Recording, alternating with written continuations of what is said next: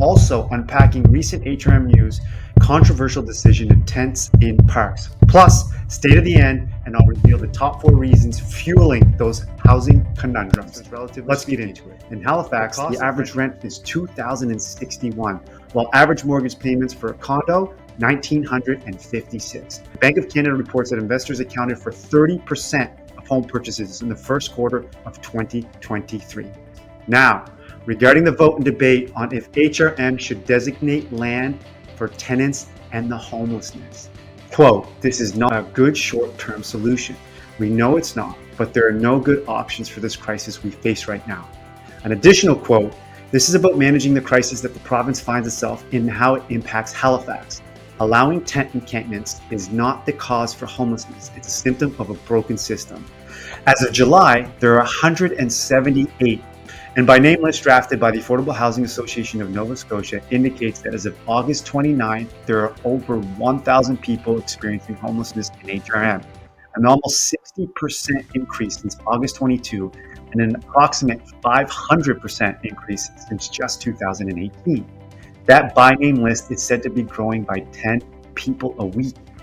Now, it's said that 30,000 households in HRM are in core housing need, meaning they spend more than 30% of income on housing. And there are examples of households spending 70, 80, and 90% of income on housing. Factors that are contributing to this problem.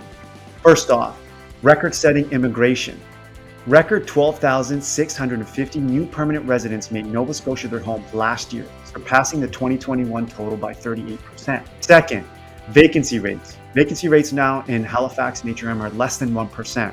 That means for every 100 doors, there's less than 1 unit available. 3, rent caps drive prices up. With a 2% rent cap imposed, contrary to what people believe, data supports that rents skyrocket as a result. How do you ask?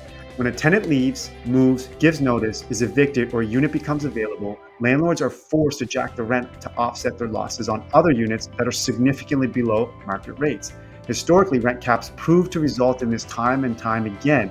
Still, the government felt pressure to impose a rent cap in hopes that Nova Scotia would be different. My fourth reason is that transactions of rentals due to loss. So because of the rent cap again, are offloading their properties because they just can't afford to keep them. Maintenance, repairs, and all the expenses that go into it. And so what happens is when they sell, are moving in on one side, kicking a tenant out lawfully and using the proper protocols, and then are living in the other unit and then renting the vacant unit at a significant higher rate. My name's Peter Jerome.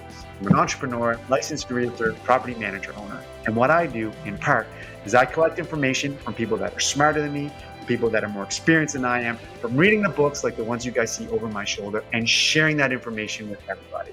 I do that for 2 reasons. The first reason is a selfish one. When I discuss things that I learn, it helps me remember those things. And the second reason is a selfless reason, and it's to help you get somewhere along the line in an upward trajectory from where you are to where you want to be.